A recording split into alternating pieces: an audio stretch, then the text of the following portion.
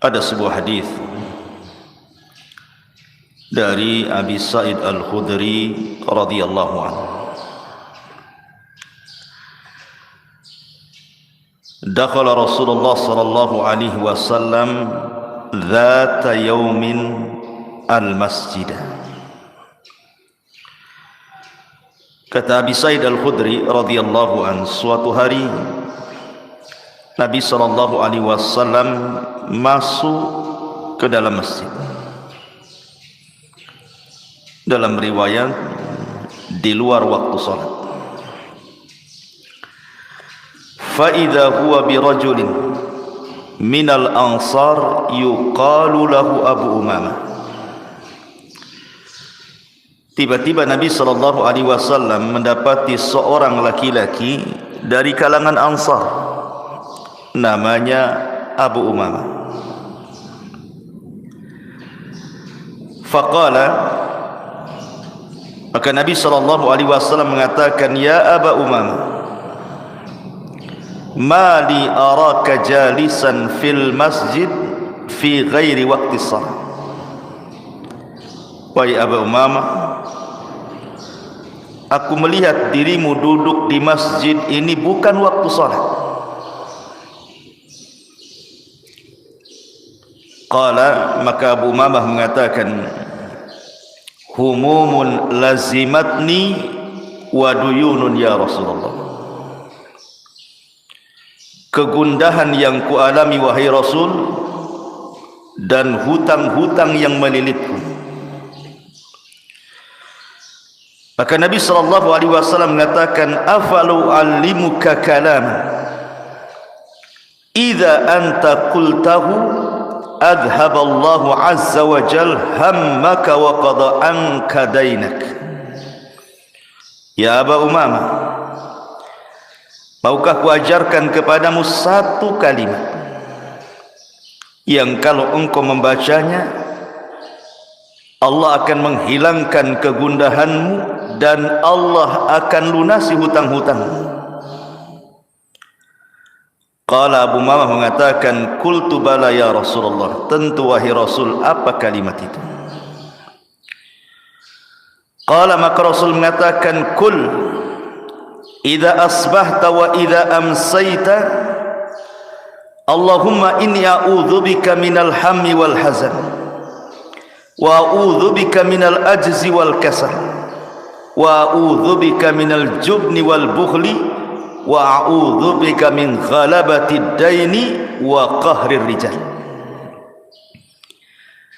Wahai Aba Umamah, katakan, apabila engkau berada di pagi hari atau engkau berada di sore hari, Allahumma ya Allah, inni a'udzubika, aku berlindung kepadamu, minal hammi wal hazan, dari kebingungan dan kesedihan, wa a'udzubika, dan berlindung kepadamu, minal azzi wal kasal, dari kelemahan dan juga kemalasan, wa a'udzubika minal jubni wal bukhli, dan aku berlindung kepadamu dari kepengecutan dan kebakhilan, wa a'udzubika min ghalabatid daini wa qahrir rijal, dan aku berlindung kepadamu dari terkalahkannya oleh hutang ataupun dikuasai manusia. Qala, maka Abu Umamah menceritakan, fa fa'altu dzalik, aku pun mengikuti saran Nabi. Fa adhaballahu azza wa jal hammi wa qada anni daini, maka Allah subhanahu wa ta'ala menghilangkan kegundahanku dan Allah lunasi hutang-hutangku. Riwayat ini sebagian ulama melemahkannya, kan ada seorang rawi namanya Ghassan, dan Al-Hafidh Ibnu Hajar mengatakan layyinul hadis, hadisnya lemah. Akan tetapi hadis ini ada syahid dari hadis yang lain yang sahih dari doa Nabi sallallahu alaihi wasallam, Allahumma inni a'udzubika minal hammi wal hazan. Ya Allah, aku berlindung kepadamu dari kegundahan dan kesedihan. Hadis ini sahih.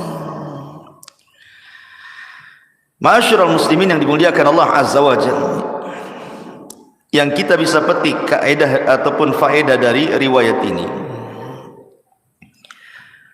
bahwa setiap manusia, mau solehnya mau tidaknya, mau orang biasa mau nabinya, semua pasti mengalami al-ham wal hazan.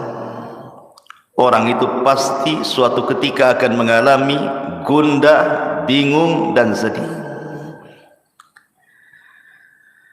Ma'asyiral muslimin yang dimuliakan Allah Azza wa Jalla, setiap tempat yang ada kebahagiaan pasti di situ ada kesedihan. Setiap tempat yang ada kebahagiaan pasti ada kesedihan. Boleh jadi kita melihat anak-anak kita terkadang senang, bahagia, tapi ketika anak kita sakit, kita pun sedih. Satu sisi bahagia, sisi lain sedih.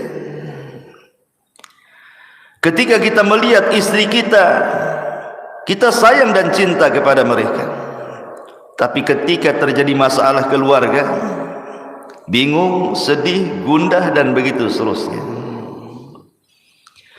Ketika kita melihat harta, kadang-kadang kita senang dengan harta, tapi kita sedih kalau seandainya harta itu hilang dari badan kita. Begitulah kaidah kehidupan dunia, ikhwan, bahwa setiap tempat yang ada kebahagiaan pasti terselip kesedihan. Itu kaidah dunia seperti itu. Tidak orang biasa, tidak orang soleh, tidak manusia seperti kita, tidak pula para nabi dan rasul, semua pasti mengalaminya.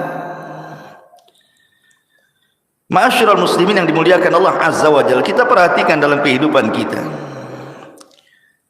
terkadang ada orang sedih karena kehilangan anak. Anaknya tidak mati, boleh jadi dia pergi dari rumah bertahun-tahun tak kembali, sedihlah orang tua. Boleh jadi sedih itu karena sempitnya ekonomi, susahlah dia cari kerja ke sana kemari, itu tidak dapat, bingung, gundah, sedih. Atau juga masalah keluarga, bertengkar suami istri, sedih, bertengkar dengan tetangga, sedih. Atau boleh jadi karena kematian, seseorang ditinggal mati orang yang dicintainya, entah orang tuanya, entah istrinya, entah anaknya, pasti akan sedih, akan gundah. Atau boleh jadi memikirkan sesuatu yang belum terjadi, masa depan. Kadang-kadang sudah bingung duluan dia, macam mana masa depan anak saya, macam mana masa depan ekonomi saya, apakah hutang-hutang ini bisa saya lunasi atau tidak. Stres dia. Itulah penyebab kesedihan. Atau kadang-kadang sakit. Orang sakit itu jauh lebih sedih, lebih galau ya dibandingkan orang sehat. Atau boleh jadi seseorang menghendaki sesuatu tetapi tidak tercapai pula sesuatu itu, sedih juga kadang-kadang. Atau boleh jadi seseorang teringat dengan masa lalu, terkadang sedih juga mengingat masa lalu itu. Atau boleh jadi seseorang itu sedih karena ucapan manusia. Mungkin manusia menggibah dia, memfitnah dia, menghina dia, merendahkan dia, sedihlah dia, streslah dia, gundahlah dia. Atau boleh jadi ma'asyiral muslimin yang dimuliakan Allah Azza wa Jalla, kita sedih entah karena sebab apa, terkadang tanpa sebab tahu-tahu sedih. Ma'asyiral muslimin yang dimuliakan Allah Azza wa Jalla, namanya kebingungan, kegundahan, kesedihan itu masuk dalam semua perkara. Masuk dalam semua perkara. Kita lihat anak-anak, di situ juga dimasuki kesedihan. Lihat istri, dimasuki kesedihan. Lihat harta, dimasuki kesedihan. Lihat kawan, dan begitu seterusnya. Setiap tempat yang di dalamnya ada kebahagiaan terselip kesedihan. Itu sebuah keniscayaan. Ma'asyiral muslimin yang dimuliakan Allah Azza wa Jalla, tentu dengan melihat hadis ini ada pelajaran besar bagaimana Abu Umamah yang awalnya sedih jadi bahagia. Awalnya dia mengatakan di hadapan Rasul, humumun lazimatni wa duyun. Rasul, aku ini bingung, gundah hati dan sedih karena hutang-hutang menumpuk di kepalaku. Tapi setelah Nabi SAW mengarahkan untuk senantiasa membaca doa tadi, kata Abu Umamah, setelah aku lakukan apa yang disarankan Rasul, apa kata Abu Umamah? Azhaba anni hammi wa qada anni daini.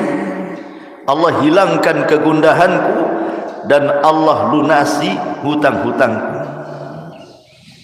Dalam setiap kesedihan itu pasti ada nikmat yang tersembunyi, ikhwan.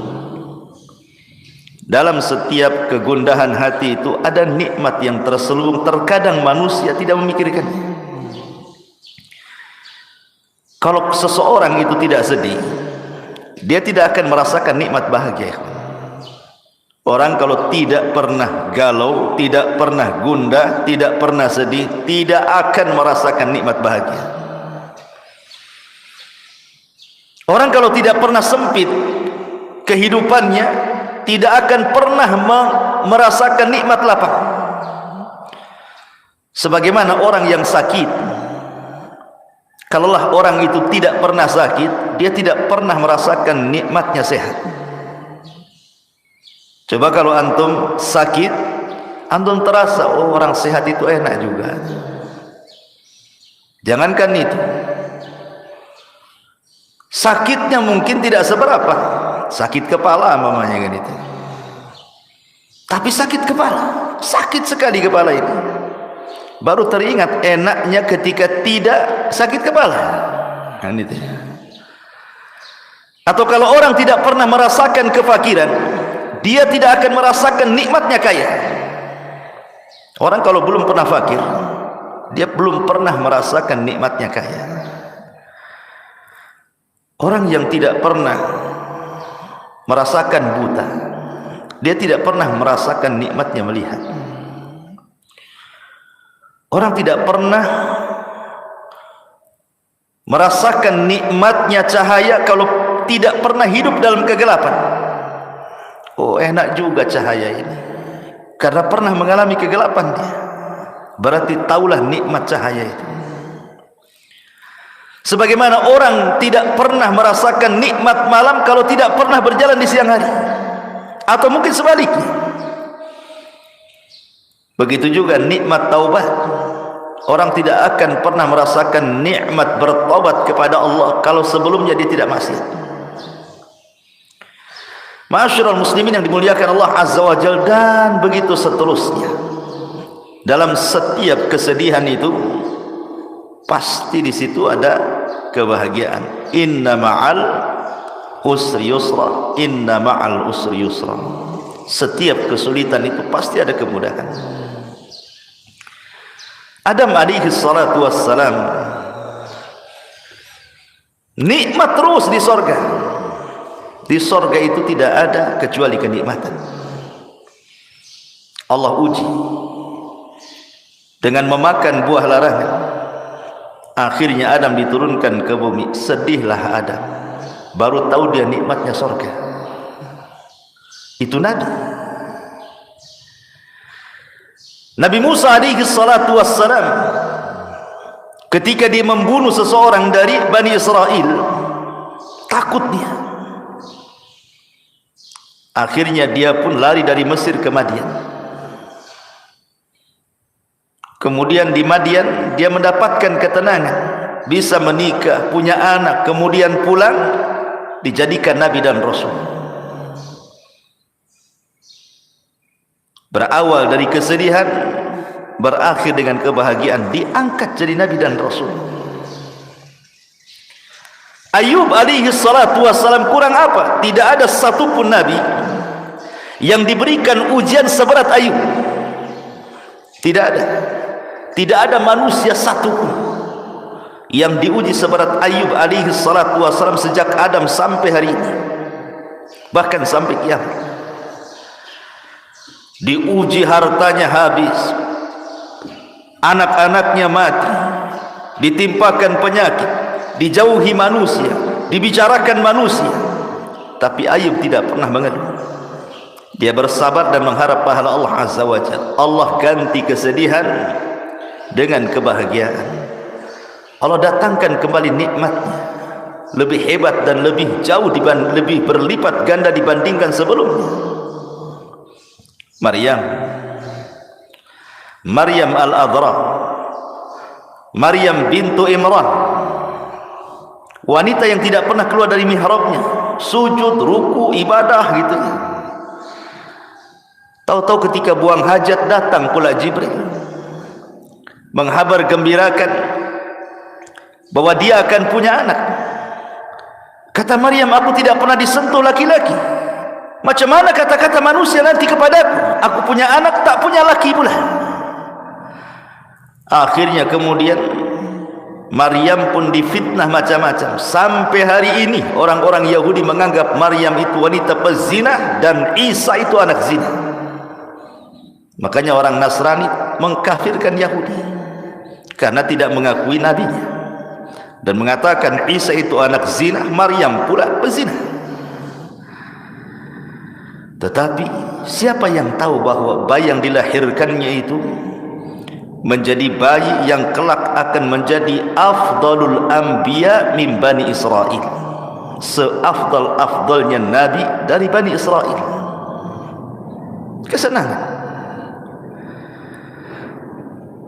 Siapa lagi? Nabi Yunus sedih melihat kaumnya ketika didakwain tidak beriman, sehingga Allah mengatakan Yunus keluar itu zahaba mughadiba, keluar dalam kondisi marah. Akhirnya Allah subhanahu wa ta'ala atabahu, menghukum dia dimakan ikan. Kemudian dia terus bertasbih kepada Allah dan terus bertasbih. Akhirnya Allah subhanahu wa ta'ala selamatkan Yunus kembali lagi kepada kaumnya. 100.000 lebih kaumnya beriman. Kebahagiaan ikhwan. Awalnya sedih, jadi bahagia. Nabi kita Muhammad sallallahu alaihi wasallam ketika berdakwah ke Taif,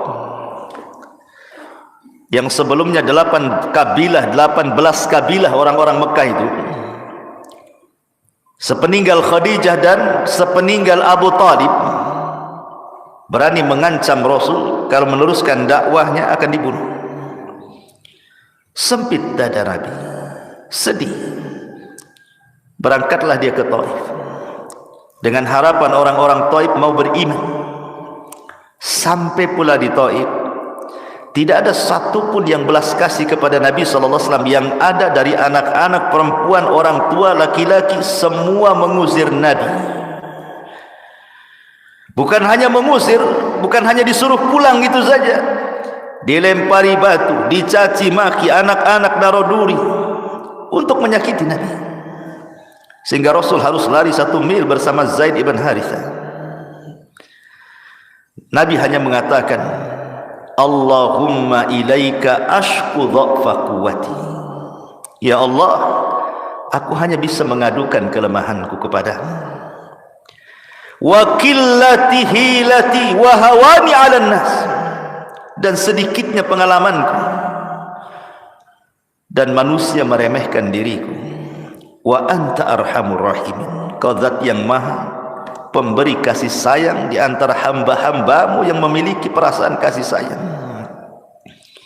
Kemudian Rasul mengatakan, ila man takiluni, ila aduwin yatajahhamuni, au ila qaribin malaktahu amri. Kemana lagi ku tambatkan diriku ya Rabb, di hadapan musuh yang akan menyerangku, ataukah kepada mereka orang-orang Mekah yang akan menguasai perkara? Tapi lihat bagaimana Nabi SAW menenangkan dirinya. Illam takun alayya sakhatun fala ubali. Ya Rabb, asal engkau tidak marah kepadaku, Asal engkau tidak murka kepadaku, aku enggak peduli dengan mereka. Seolah-olah Rasul ingin katakan, kalau orang-orang Taif melempariku bukan karena kemurkaanmu kepadaku ya Rabb, aku tidak peduli. Silakan mereka mengatakan apapun soal diriku, yang penting ini bukan bentuk azabmu kepadaku. Rasul menenangkan dirinya. Kemudian masuk lagi ke Mekah, tidak bisa berdakwah sama sekali, malah diusir dari Mekah ke kota Madinah. Ketika Allah tutup satu pintu, di sana Allah buka banyak pintu. Masuk ke kota Madinah, Islam tersebar, dan Rasul pulang ke Mekah, akhirnya membebaskan kota Mekah. Inna ma'al usri yusra. Antum jangan kira ketika antum sedang sedih karena ada kesulitan, tiba-tiba Allah menutup satu pintu, kemudian antum katakan di sana tidak ada pintu. Bahkan di sana banyak pintu yang akan mengarahkan kepada kebahagiaan.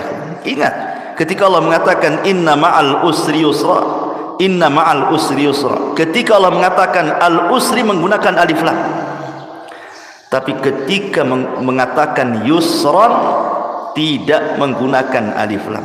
Apa faedahnya? Alif lam itu menunjukkan ma'rifat, tapi tanwin itu menunjukkan nakirah. Itu belajar bahasa Arab.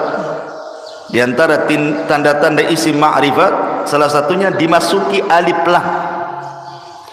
Tanda-tanda isim nakirah, ketika kalimat itu ada tanwinnya, karena hilang alif lam muncul tanwin, hilang tanwin muncul alif lam. Begitulah matematika dalam bahasa Arab.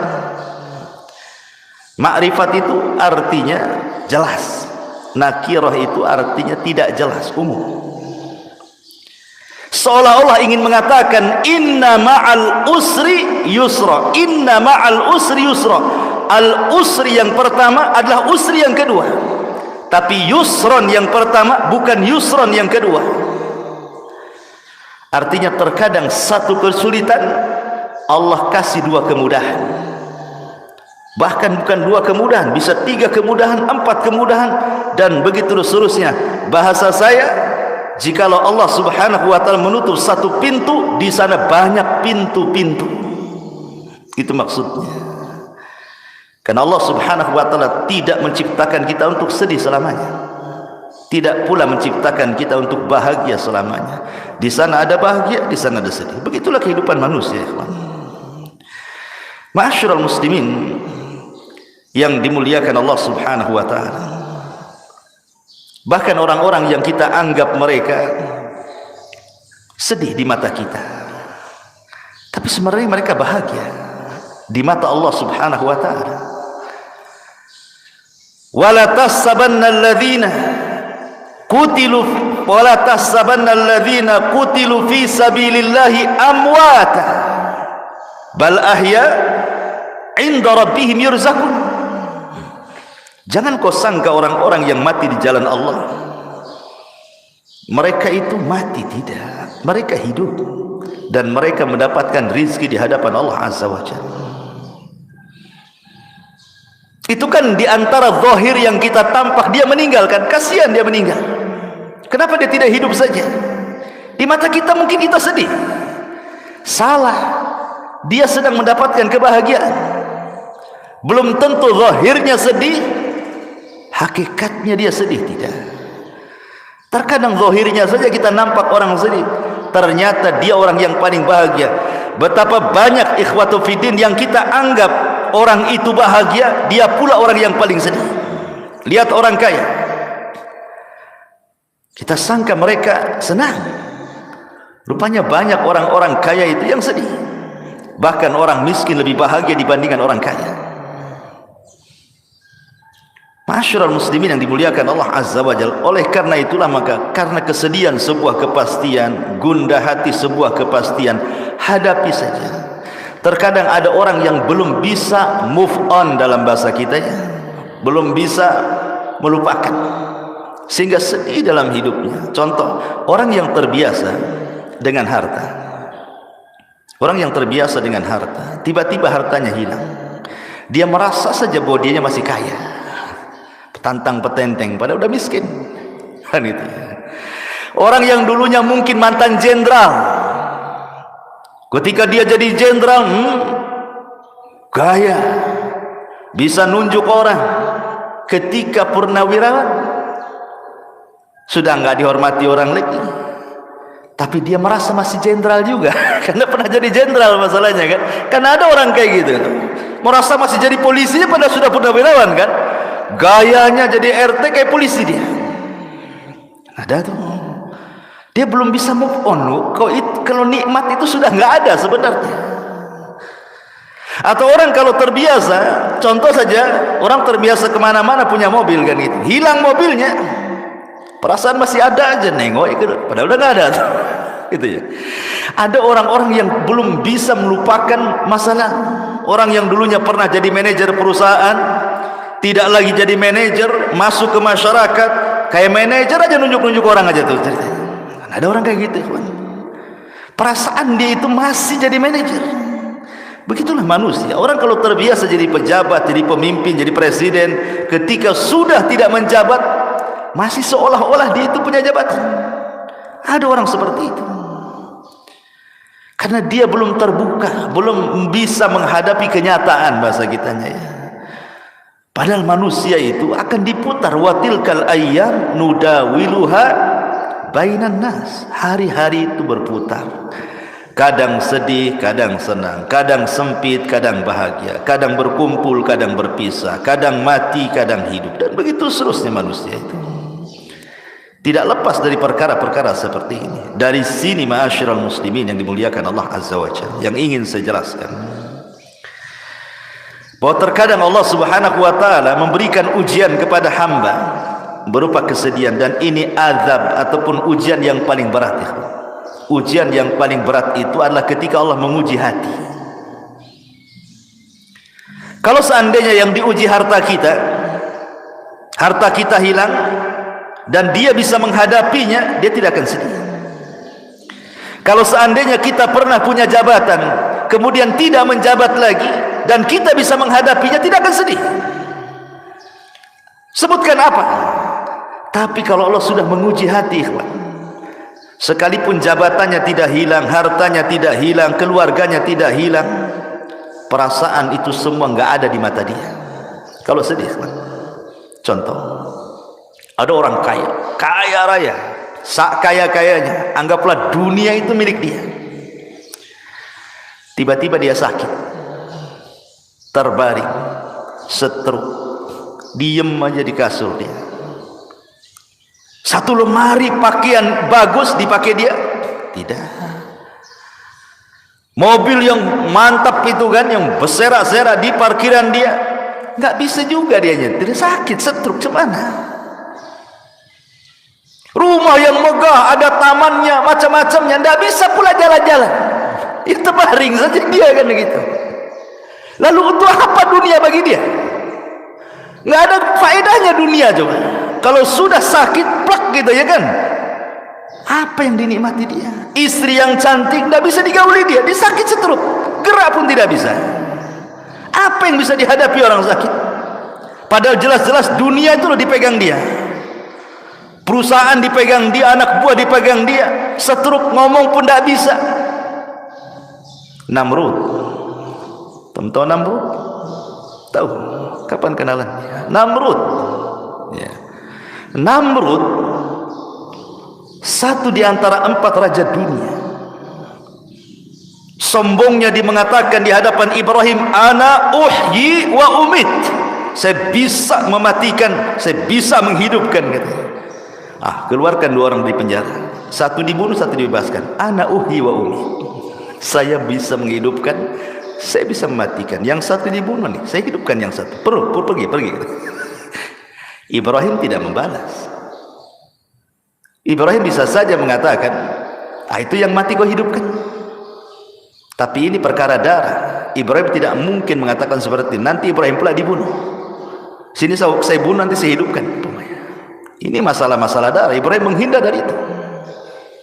Dia hanya mengatakan, oke, Tuhanku, ya'ti bisyamsi minal masyriq fa'ti biha minal maghrib. Tuhanku mendatangkan matahari dari arah timur, sekarang kau terbitkan dari arah barat, katanya. Fabuhital ladzi kafar. Diamlah si Namrud. Tetapi kesombongan Namrud ini terhenti ketika Allah mengazab dia dengan apa? Seekor nyamuk, ba'udah. Satu nyamuk masuk ke lubang telinganya, bersarang di otaknya. Namrud pun sakit. Dalam riwayat Bani Israel, 40 tahun Namrud terbaring gara-gara nyamuk tadi. Lalu apa kekuasaan yang dia miliki? Dia nyuruh pembantunya untuk memukulkan setiap hari di kepalanya supaya nyamuk itu keluar. Dipukul sendal setiap hari. Akhirnya karena setiap hari dipukul, mati gara-gara dipukul sandal Namrud. Lihat ikhwan, Namrud raja dunia, ketika Allah uji, sakit dia, apalah kekuasaan itu? Makanya ma'asyiral muslimin, belum tentu orang yang dianggap dia tidak bahagia, rupanya dia pula orang yang paling bahagia. Karena ada orang yang salah ketika mencari konsep kebahagiaan. Ada orang mengatakan bahwa bahagia itu bijam'il mal, kalau hartanya banyak, bahagialah katanya. Kata siapa? Siapa yang lebih kaya dibandingkan Qarun? Tidak ada. Tidak ada manusia sekaya Qarun. Tapi apa kata Allah dalam Quran? Fa khassafna bihi wa bidarihil ardh. Kami hempaskan Qarun ke dasar bumi dan semua hartanya masuk ke dalam dasar bumi. Saking kayanya disebut-sebut sampai hari ini. Nemu dompet, harta Qarun. Harta Qarun nih katanya. Semua dinisbatkan ke Qarun. Lihat. Untuk apa kaya? Bahagia Qarun? Tidak, diazab oleh Allah. Kekuasaan, katanya itu sebab orang dapat bahagia, sehingga ada orang yang sikat kiri sikat kanan, kan itu ya. Sikut kiri sikut kanan. Bahagia seperti itu. Fir'aun sombong dengan kekuasaannya dan mengatakan seluruh pantai di Mesir di bawah kakiku. Ketika dia sombong dengan pantai, ditenggelamkan pula dia di pantai. Fa aghraqnahu wa junudahu. Kami tenggelamkan si Fir'aun plus bala tentaranya. Siapa lagi? Ada orang yang bahagia itu katanya, kalau seandainya dia memiliki kekuatan, mungkin dia jadi kepala angkatan darat, angkatan laut, jenderal gitu, banyak pasukannya, membanggakan pasukannya. Bahagia? Tidak. Kaum Ad kurang apa kuatnya? Kaum Samud, tidak ada umat yang lebih kuat daripada kaum Ad dan kaum Samud, ikhwan. Tapi Allah azab mereka. Kekuatan itu hanya milik Allah. Walillahil izzatu jami'ah. Kemuliaan, kekuatan itu hanya milik Allah. La haula wala quwata illa billah. Oh, kalau bahagia itu banyak anak, banyak istri, hartanya melimpah, rumahnya luas. Al-Walid ibnul Mughirah. Tidak ada manusia yang paling kaya di zaman jahiliyah melebihi Al-Walid ibn Mughirah. Kekayaannya terbentang dari Mekah sampai ke Taif. Semua tanah dia itu, dengan kebun kurmanya. Bahkan anak-anaknya tidak pernah lepas dari ayahnya. Wa banina syuhuda wa mahattu lahu tamhida. Anak-anaknya tidak pernah keluar daripada orang tuanya. Begitulah orang kalau antum nanti sudah tua, antum akan merasakan. Karena orang itu semakin tua secara psikologi, maka emosinya bertambah, akan kembali seperti anak-anak. Dia tidak mau jauh dari anak-anaknya. Sedih kalau anak-anaknya nggak ada di matanya. Sedih kalau anak-anaknya tidak menolongnya, tidak birrul walidain. Begitu nanti antum akan merasakan fase-fase seperti itu. Takut kalau seandainya anaknya tidak bersamanya. Tapi Al-Walid, anak-anaknya tidak lepas daripada dirinya. Wa banina syuhuda. Tapi apa ujung Al-Quran? Sa'uslihi saqar. Allah katakan kami akan masukkan si Walid ke dalam neraka saqar. Turun surah Al-Mudaththir. Ma'asyiral muslimin yang dimuliakan Allah Subhanahu wa taala. Lalu kalau sudah begitu, apa manfaatnya coba? Kita tidak mengingkari harta itu bisa menyumbang kebahagiaan, tapi bukan segala-galanya. Kita tidak pernah mengingkari kedudukan, pangkat, jabatan, juga adalah secercah kebahagiaan di situ. Tapi sekali lagi itu bukan segala-galanya. Karena kebahagiaan yang hakikat itu bukan seperti itu. Ma'asyiral muslimin yang dimuliakan Allah Subhanahu wa taala, yang ingin saya katakan, Ibrahim ibn Adham rahimahullahu taala sampai mengatakan, "Law 'alimal muluk wa abna'ul muluk ma nahnu fihi minas sururi wan na'im, idzan lajaladuna 'alaihi bisuyuf." Lihat kata Ibrahim bin Adham, seandainya para raja itu mengetahui, atau anak-anak raja itu mengetahui tentang kami para ulama, apa yang kami rasakan dari keindahan, kesenangan, kelapangan hati yang dirasakan para ulama itu, tentu mereka akan memenggal kepala-kepala kami dengan pedang, karena mereka tidak punya kebahagiaan seperti yang kami miliki. Syekhul Islam Ibn Taimiyah rahimahullahu ta'ala suatu ketika pernah sakit, diceritakan dari Imam Ibnul Qayyim rahimahullahu ta'ala.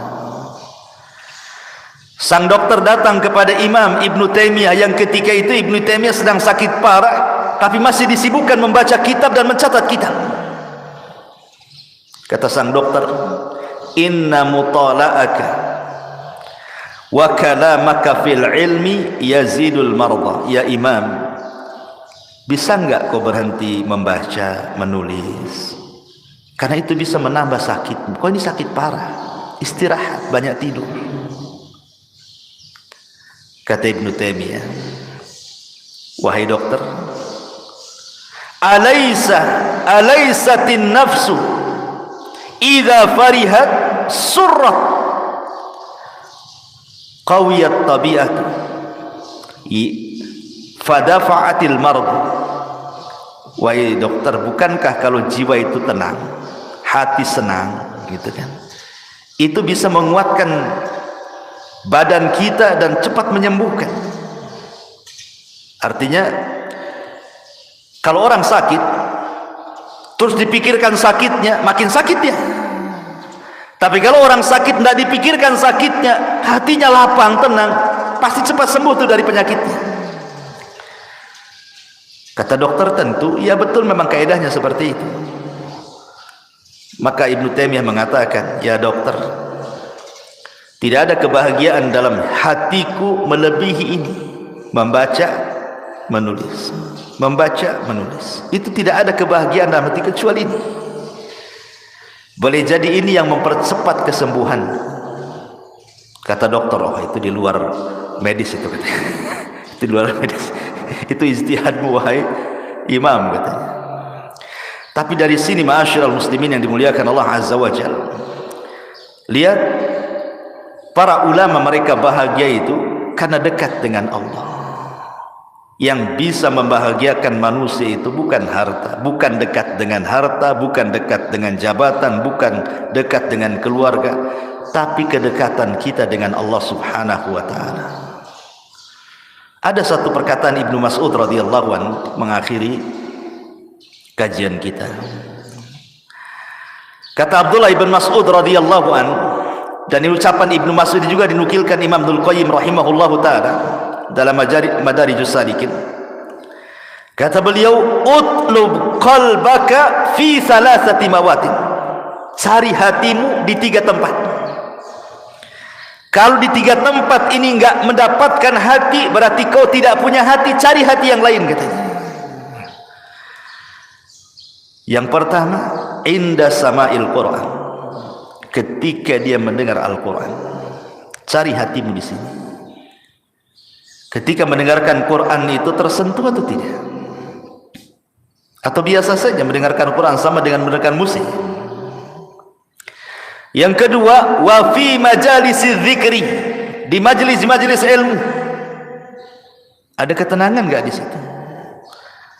Karena ada orang-orang, ikhwan, coba antum cari kawan yang tidak pernah ngaji, ajak ke sini. Apa pantatnya enggak goyang-goyang tuh? Kapan selesai Ustaz di kamar? Kalau saya ibaratkan dua hewan, ikhwan. Kalau orang yang biasa ngaji itu kayak ikan loncat dari akuarium. Kemudian antum masukkan lagi ke air, tenang dia. Tenang rasanya. Coba antum tangkap burung yang tak pernah disangkar. Masukkan ke sangkar, apa enggak sibuk mau keluar aja tuh. Itulah orang yang jarang ngaji. Antum ajak ke masjid, sibuk aja tuh, mau pulang aja tuh. Apalagi ustadznya ngantuk, ada malas gitu. Seperti itu, ya. Ataupun pamannya, kata beliau, kata sahabat Ibnu Mas'ud radhiyallahu an, wa fi waqtil khalawat, cari hatimu di saat-saat engkau menyendiri, bangun sepertiga malam, enggak ada orang, semua tidur kecuali antum dengan Allah saja. Kata beliau, fa illam tajidhu fi hadhil mawatin, kalau engkau tidak mendapati hatimu di tiga tempat ini, fa'lam, ketahuilah, annahu la qalbalaka, engkau tidak punya hati. Fasalillaha qalban, minta lagi kepada Allah agar diberikan hati akhar yang lain, gitu. Berarti hatimu mati itu. Minta lagi kepada hati yang lain. Ya. Ini di antara faedah yang disebutkan oleh Abdullah bin Mas'ud radhiyallahu an, subhanaka wa bihamdika asyhadu an la ilaha illa anta astaghfiruka wa atubu ilaik. Allahu ta'ala alam. Assalamualaikum warahmatullahi wabarakatuh.